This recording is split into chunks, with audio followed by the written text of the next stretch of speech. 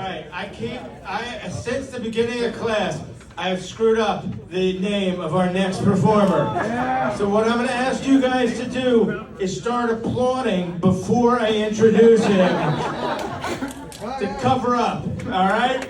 Let's welcome our next performer!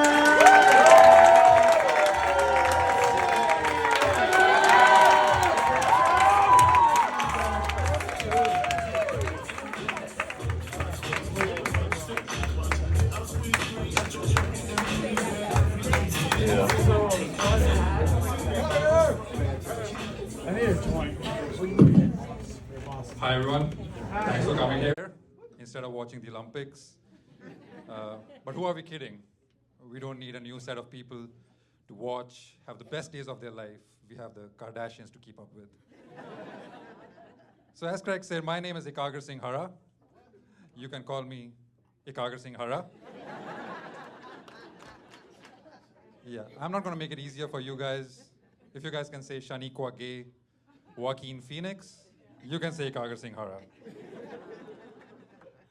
So I have a certain appearance, and I've been advised to stay away from political jokes, Uber driver jokes, and unattended back jokes.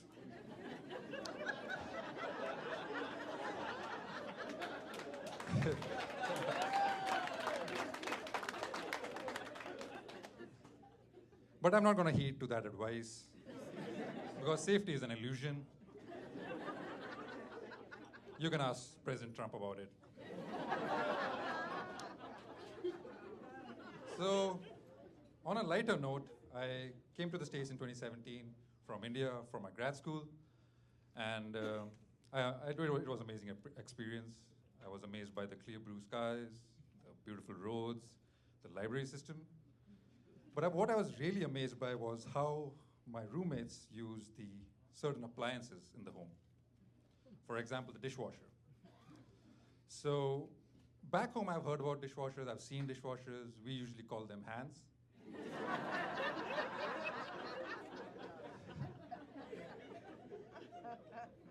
If you're a fan of the patriarchy, then moms. And if you're a little bit bougie, then children. So this roommate of mine used to put his dirty dishes directly into the dishwasher and never rinse them and just believe that the gods of dishwashing will take the wheel. It irked me, but it gave me a bit of clarity on certain things. Like, he's the same guy who's taking showers with his boots on. And I have trust issues not because of my childhood trauma, but because of this. Another incident that almost gave me a Disney priority lane pass to heaven was when one of my roommates thought it was a good idea to cook rice for 45 minutes in a steel utensil in the microwave. So after that disaster was averted, I had a few thoughts. I was like, who do you work for? Who all have seen us together?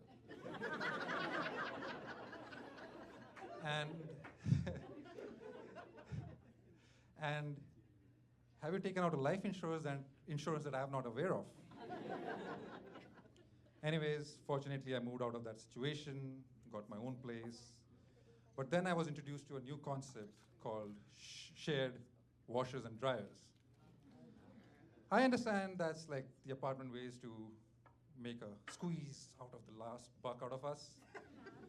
That's fine with me, but sharing your washer and dryer with 1,100 people sounds very socialist and communist to me.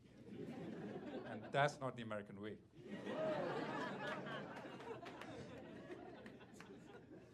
These apartment peoples would sell this wash and dryer idea to us, saying that this is for a green building and this is for to save the planet. But I've seen these same apartment people walk out of the rooms believing that the the lights will turn off. Yes, they will turn off after they have melted an iceberg. And what happens when an iceberg melts? You have Florida weather in DC. I'm fine with that because that's the weather similar to back home in India. But when you have Florida weather in DC, what comes next? You have Floridians migrating to DC.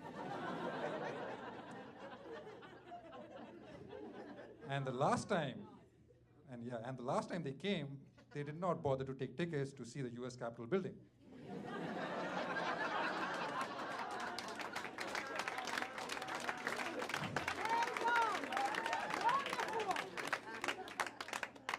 So I came up with a slogan to save on electricity and keep our DMV the way we want it. So the slogan goes like, 1 less kilowatt a day keeps Miami at bay. That's my time. Thank you, Craig. Thank you, Allison. Thank you, friends, for coming.